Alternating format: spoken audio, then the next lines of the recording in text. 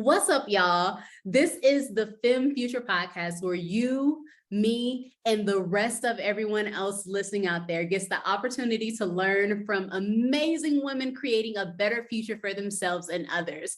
I'm your host, Amber Latrice, and today I am joined by someone who is a historian, who has founded their own organization, who has a passion for history, just an amazing woman across the board. Today, I am joined by Miss Patricia Smith Griffin. How are you today? I'm very well. How are you today? Thank you so much for having me. Thank you so much for being on here. We've had the opportunity to talk a little bit before now, find some connections that we have as Daytonians. Yes. North and South. We are completely linked, North and South. Oh, yes, Alabama too. Yes. Oh, my goodness. So for my audience members that haven't had the chance to connect to you and get to know you in the same way I have, can you tell them a little bit about yourself? Well, so let's start with my career, I guess. My background is in music and talk radio, as well as having been a news announcer. I have also worked in the talent industry, and the current project that I have, I think it kind of, in many ways, merges all of those past experiences to create what we have currently done with the legacy of Charities Children. Amazing, amazing. And I'm so excited to hear about your journey to Charities Children. But before we get there, I want to know a little bit about your younger self. So, Miss Patricia, who were you at 21? Like, who was, I guess at that time, Patricia Smith? Was it Griffin yet? At 21? Mm-hmm. I think. At 21, I believe it was. I recently celebrated our 40th anniversary. Oh. So yes, that's why when we talked about that question, I thought, whoa. That takes me back in many ways, and it takes me back at a time and place in a year that we are celebrating this anniversary. Combining relationship with home, family, children, career.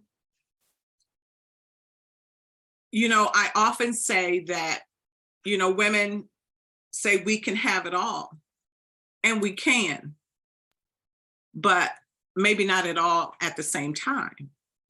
And so the wonderful thing about life, about the journey, is that we are and we do get to be different people at different places and spaces in our journey, in our lifetime. So when I think back to being 21, I think, so at 21, I was planning my wedding with my sister, who made my dress, and all of that stuff going on, and beginning to look at a career. I began working at Carlson Marketing Group. I began writing. Really? Yeah, and you're making me think about stuff, girl, because see, listen, look at this. So this is almost full circle. So this is where I'm at now. I wake up at 5 o'clock in the morning. I come to this office you see here, and I begin writing the podcast, The Legacy of Charities Children. It began with the research, and so now, so I guess I began where I started, with concentration on writing. And you being from Dayton, you may remember, Amber, the Dayton Black Press. Oh, I'm not sure, possibly. The Dayton Black Press, there was a Black newspaper there that I worked for as well. And freelance work, you know, out of college, riding the bus to Unity State Bank, which was my first job, you know, doing the freelance writing, and rode the bus downtown. I think Unity Bank was at 5th and Main.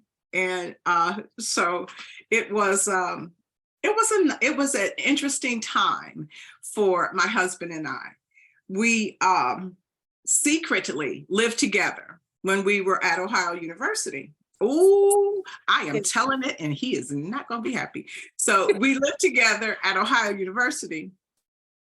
Our parents didn't know, supposedly, but now that we're parents, we know they knew. Okay. But they played along anyway. But the decision to move back to Dayton and to live in my hometown with my parents and church was more than a notion. So we did. We moved back to Dayton. We lived together. I'm the youngest of 9. So one by one, as these siblings dropped over, everybody was dropping in. So when's the date? Well, we were living in a house. Wait, so you guys moved in with your parents before? No, we moved in our own house. We moved in our own house together. Okay. Yeah, we had a cute little house, and so we wanted to buy the house. And so my parents said, go see Mayor McGee, because Mayor McGee has recently retired and he's gone back into practicing law. Just go see Mayor McGee. No mush, no fuss. We're like, okay.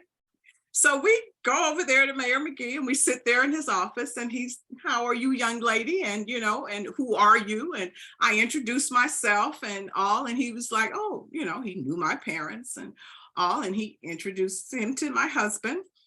And he asked why we were there. And we told him that we wanted to buy a house together. Long story short, we got set up. Mayor McGee went off. All right. So you all are living in Sister Lee's house, living in sin. And if you think that I am going to help you. So that was 1981. Probably the fall of 81. Yeah, we were married July 82. So that's what I was doing at 21 years old, since you're making me think about it. That's amazing. That's amazing. It sounds like you guys really had to kind of like persevere a little bit to get to make everything work. That's what young love is. Oh, that is what love is. It is perseverance. And there is no, because we have recently celebrated our 40th anniversary. Congratulations. My husband surprised me with a vow renewal at our alumni reunion. We are both graduates of the Ohio University. What with the D? Yes.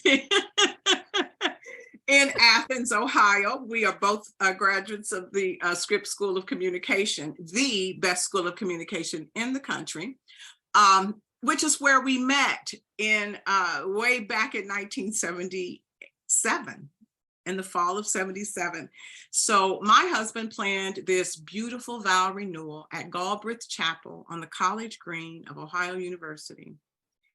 Our dear friend, who was his best man woman, helped him with the details. And just about a week or so before, she impressed upon him the necessity of this not being a complete surprise for me, that I might want to do something to prepare.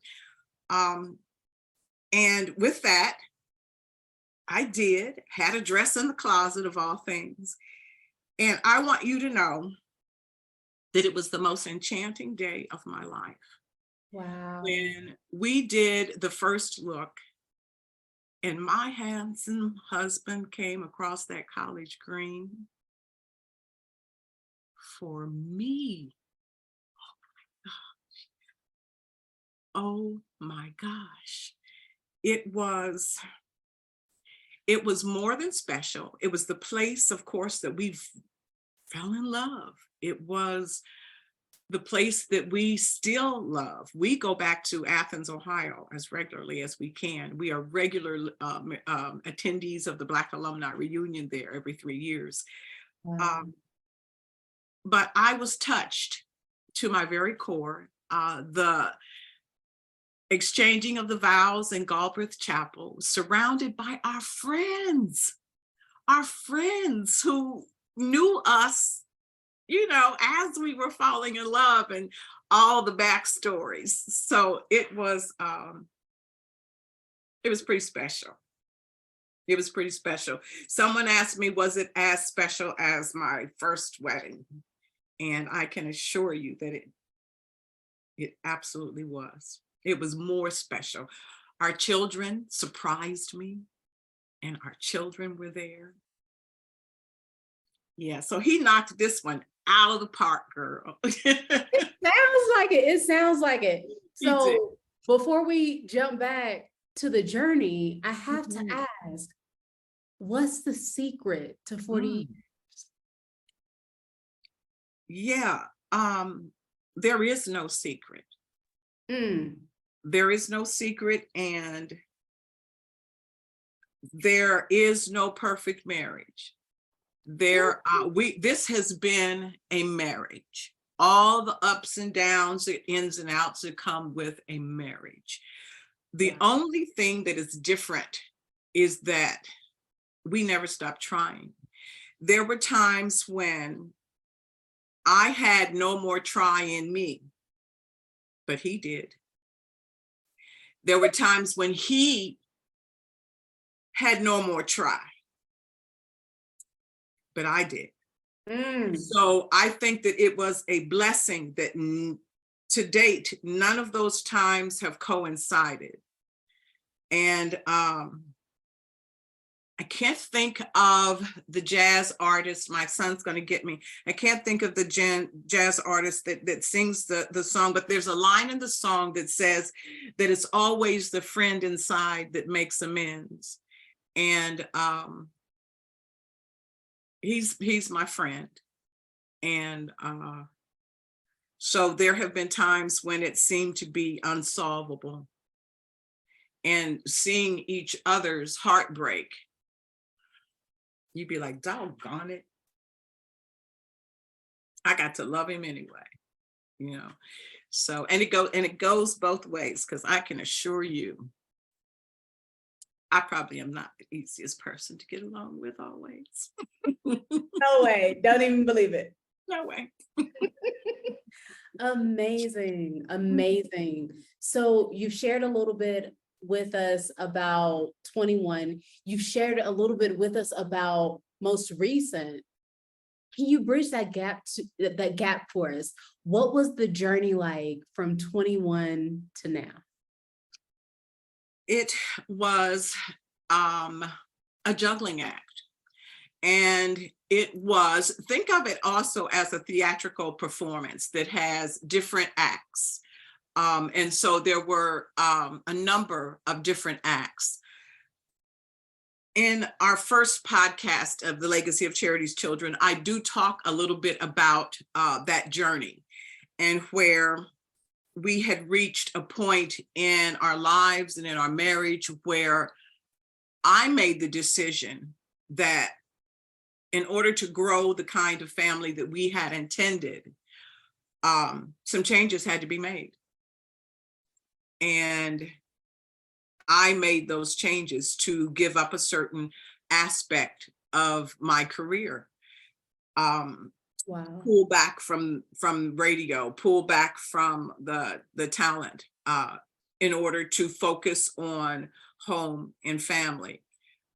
I can remember during that time being advised by someone who was probably the age I am now, who was visiting in my home for a focus group I think I was doing, researching for the Women's Radio Network. So that's the next chapter we'll talk about.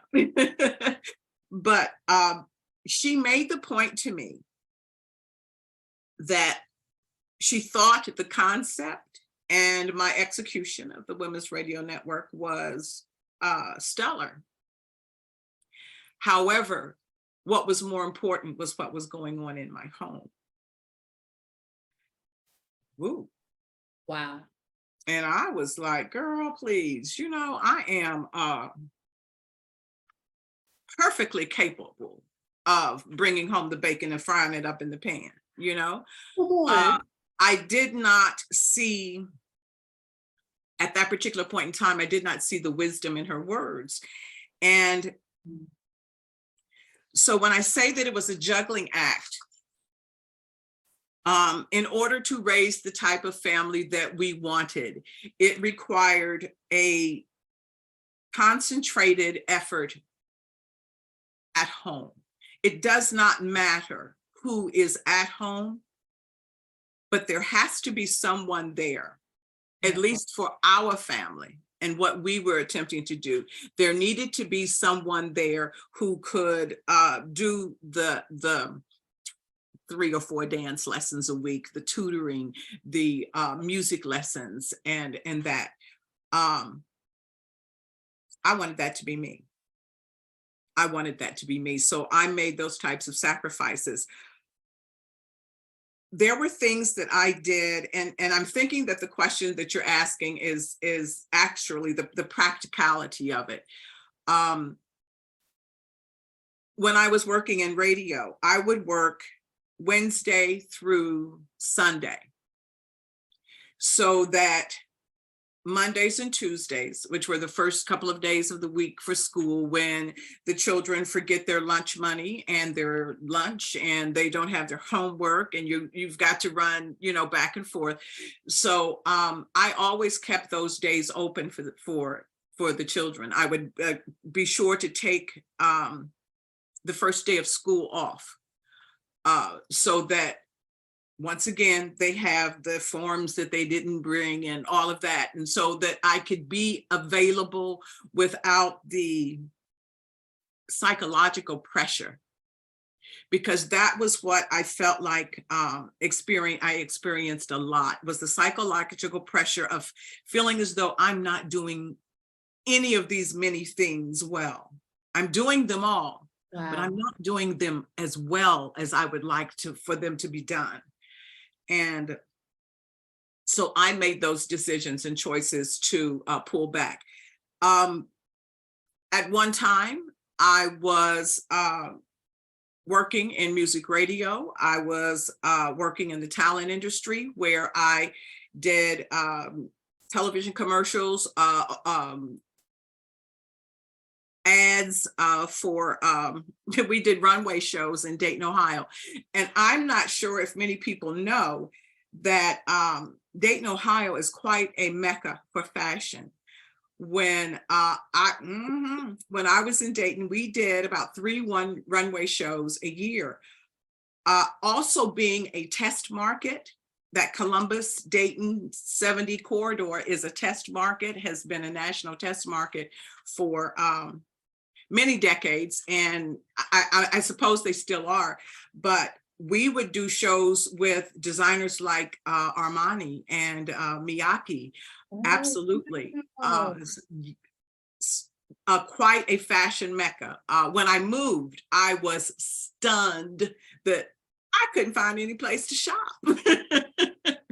But having been spoiled by the fashionistas in Dayton, Ohio.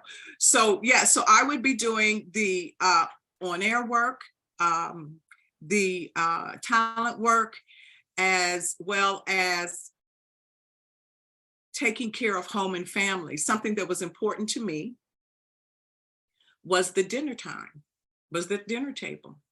Yeah.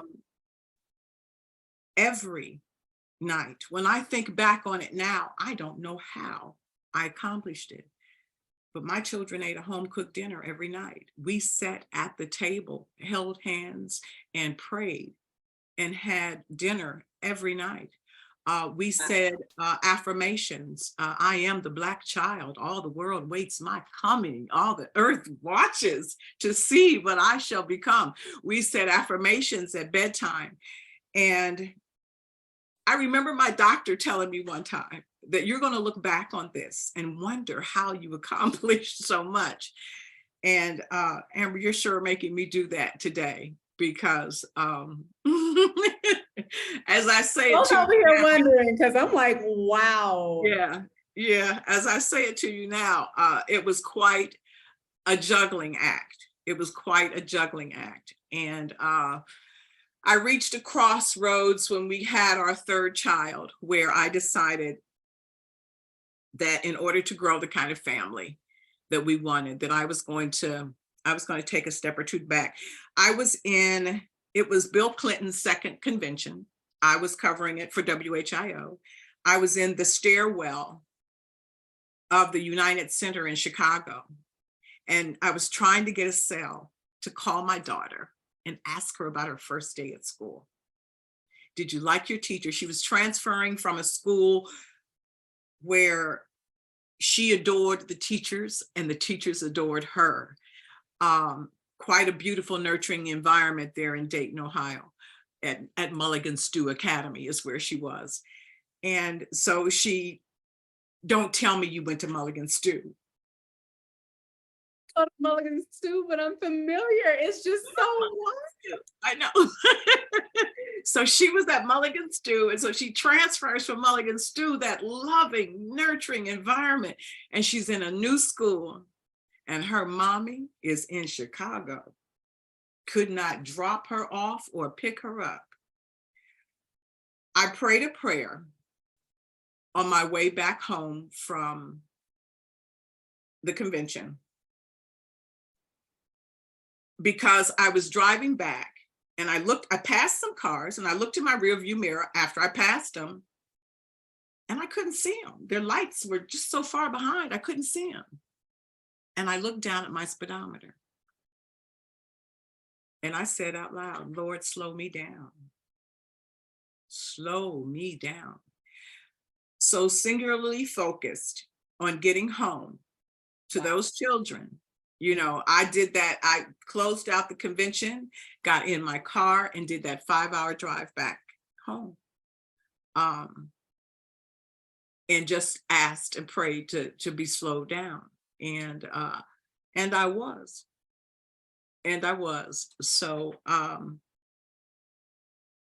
it didn't take long before that radio bug kept biting at me. That nagging unfinished love. Yeah. And so I started the Women's Radio Network, and we focused on what I called stories that were biblical. We did stories and features of women's survival, things that they had overcome, relationships. It was our premier show was Keeping Secrets. It was a radio show about relationships. Our guests were real people who let us take a peek into their lives so that we could all learn from each other. We happily changed names, and because we were on radio, no one saw their faces. So we did that show, marketed it around the country, did it live as well as special events with it as well. I love that. And then I left Dayton, Ohio. What? And then I left Dayton, Ohio. My mother called it the kidnapping. Oh, curveball in the story. Where did you go? We lived for a time in Pittsburgh.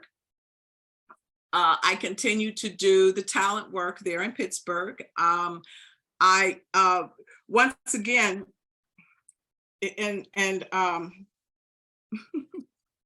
I hate to keep talking about how much I pray.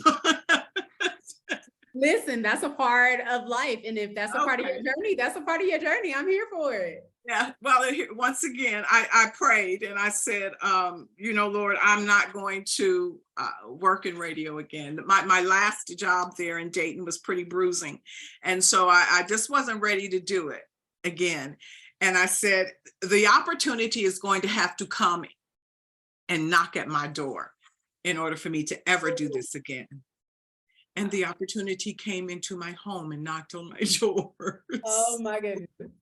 So I had the opportunity to work in news radio It was wonderful. I am a news junkie, have always been, so it was more or less playtime for me, being able to write the news stories. Because mind you, the last time I worked in news, we were pulling the AP and UPI from the wire that was down the hall and ripping it and running it back down and typing up stories on the typewriter. So when they set me down in front of this computer, you lost me, Miss Patricia. The AP and the UPI. you don't know about that. You gotta help me. You don't know about that. You gotta help me, Mr. Fisher. Okay. You don't know Associated Press and United Press International are. Oh, okay. Acronyms. I didn't know what we were pulling. Okay, so you were pulling the AP and the UPI. I got We're playing AP and UPI feeds. Those news feeds would come into the newsroom, and the writers write from those news feeds. Okay. And so we would most often, the news feeds would be in a room down the hall, and they would come through kind of like a ticker tape sort of thing. And you would pull it, go to your desk, write it up, and so that the anchor to read, or you would read yourself. So yeah, back then that's how we did it. So put me in front of this computer, and all of my news and information is right there. Oh, I loved it. I enjoyed it. Wow, the evolution of technology definitely makes an impact for sure. Yes. So that's a little of my professional journey, my life journey. Yeah, that led me to what I call this inevitable inheritance, which is telling our family story. Wow. So for you, what was it that led you to those various points of surrender? I feel like throughout your story, I've heard different moments where you're like, I surrendered. This is the vision I have. The life that I'm living is not aligning. So I surrender that aspect. What was it about those moments that led you to surrender? It's interesting that you would say that, because I very recently have noticed that about myself, that faith without work is nothing. Come on. And I don't mind the work. I never have. And that's a good thing. But I have also found that it is necessary to know when to surrender, because it is at those points of surrender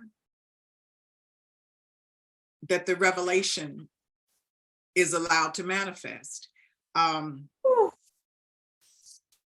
And so, yes, while we know that we must work, I have to say that it is when I have pushed every last button and can't do it anymore that you're right, it is. But wow. It is, and each of us know what that point and place of surrender is. Because what's my point of surrender may not be yours. And it is difficult for us in life to understand and accept that, because we'll see our neighbor struggling, our sister struggling, our husband or our child or our mother, our sister, or father. And we'll wonder, why don't they? Well, when? They haven't reached their point yet. And you can't get there for them. You can't get there for them. Even in this project, I have been at points when even family members have said to me, just cancel, just don't do it, just stop. And I I don't believe he brought me this far. I just don't believe it. So, yeah, before the sun rises, here I am. Many Wow. times after it sets, here I am. I Mm. have been blessed to begin working with a cousin and publicist. So she's on LA time and I'm on East Coast time. And so what has happened is that now we're working 24 hours because we're working on each other's schedules. But it's okay. But it's okay. Because once again,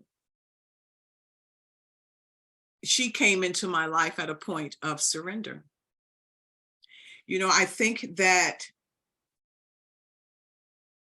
people quite often, when you say that you've prayed about something, people quite often think that it may be these grandiose prayers where you're on your knees and, you know, Father, I surrender, come and help me. Yes, those things happen, but sometimes it is just the quiet, soft whisper, Lord, I don't know. I have done all that I know to do. You know, what else? I prayed a prayer similar to that one night before I went to bed. You know, Father, this project, these people, these ancestors whose shoulders I stand on, they deserve more than what I can give them. It's not that I can't do it, it's that I can't do it well. And I closed my eyes.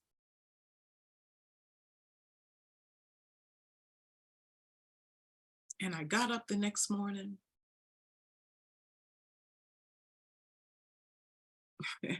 and there was an email in my box from this beautiful woman who told me that she is also a descendant of Charity Brody. And if there was anything that she could do to help me, that she stood ready. Well, of course, I didn't believe it. And I've got a wonderful historian who works for me. She fact checks everything. And so I sent her the email and the information. And lo and behold, I just found a sister cousin.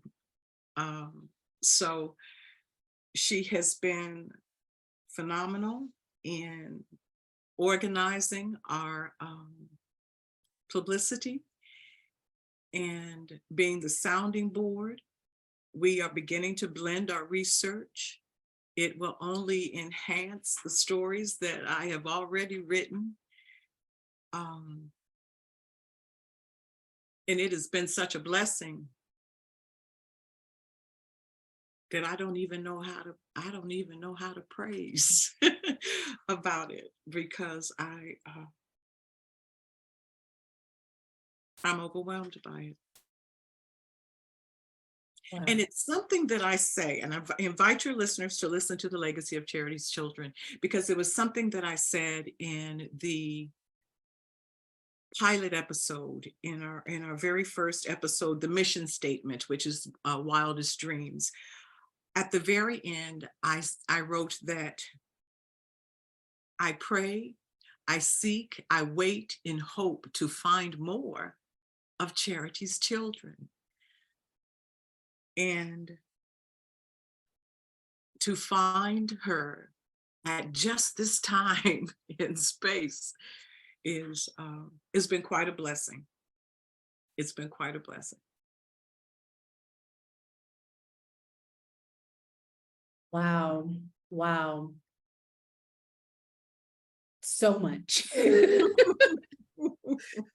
So much. I mean, you shared so much with us in that episode that you're talking about, just the concept of standing on the shoulders of our ancestors, the concept of being our ancestors' wildest dreams, oftentimes just blows my mind to think that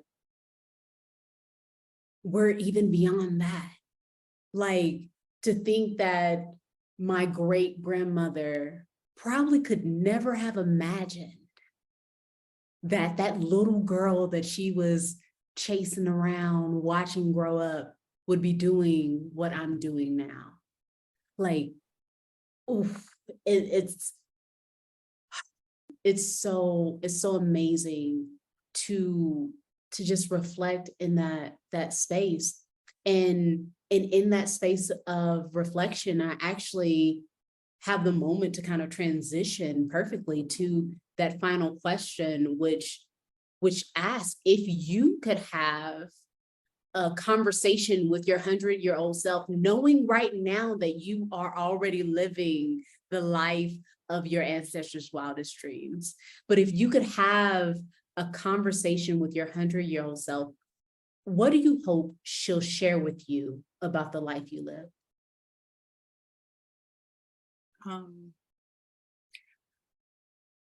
I hope you dance. I just hope you dance.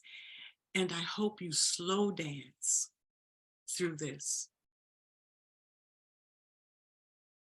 I will say to you something my mother said to me: it goes by so fast. And in those seasons when I was wearing so many hats that honestly, at the end of the day, I would sometimes do like this because I'm taking off so many hats.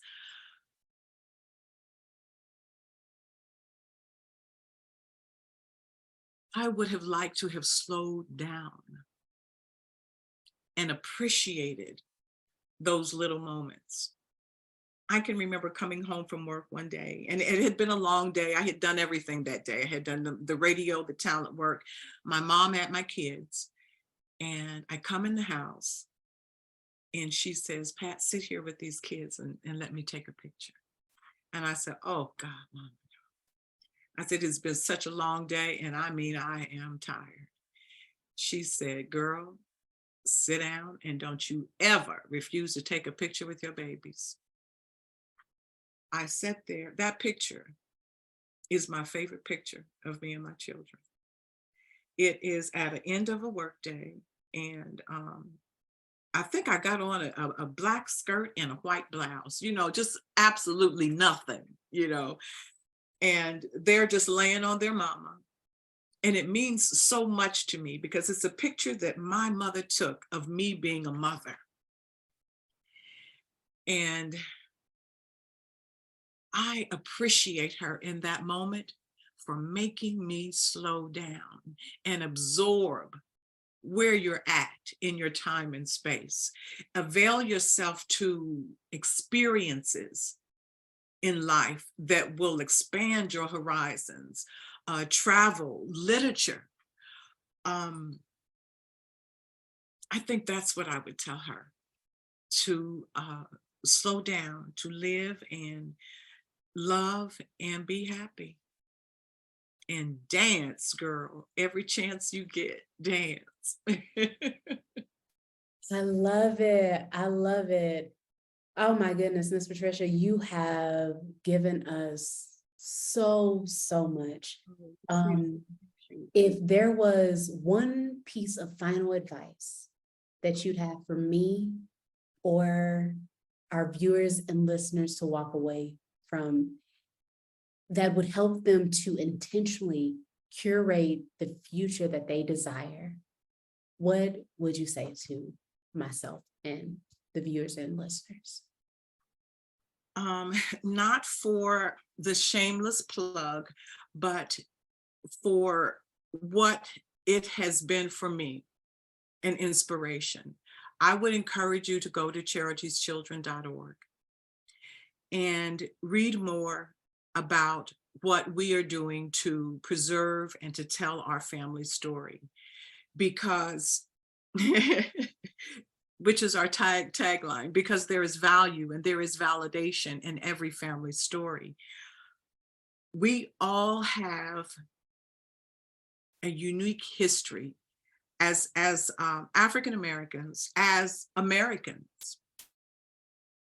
Listen to me, children. As Americans and descendants of American slaves, we all have a Black family story. I don't care what your nationality is that you want to claim. If you've been in America for the last 400 to 200 years, oh baby, you got a Black family story. So we all have a Black family story to tell. And so I encourage you to go to our website because it helps you claim your legacy. We've got a program coming up at Wilberforce, which is uncovering and discovering your legacy. I think that many people think that I have to have a family. Well, I'm single and, I don't have a husband or I don't have children. And so what will my legacy be? I can tell you of countless women and men in my family who did not have children, but they have left a valuable legacy for us. It is community archiving. So that recipe that your grandmother has made that's scribbled in the back of that green cookbook, oh, that's your legacy. There's so much to learn and to be gathered from that legacy, from that recipe. The spices that we as African Americans use, many people in Africa tell us that they can tell which region of Africa we're from, depending on the way we season our collard greens. So there is much to learn from that legacy. There's much to learn from that bowl that grandma always made the cornbread in. There are stories associated with that allow your children to claim their legacy and to live and to live their wildest dreams and to do so with pride and purpose. So I encourage you to go to our website, find out how we're doing it, and then begin to chronicle your family story in whichever way works for you. For me, it has been podcasting because I've got this broadcast background. And so this is the only way I know to tell the story. So that's why it's been that way for me. But, for you and your family, it is the oral histories. When I talk about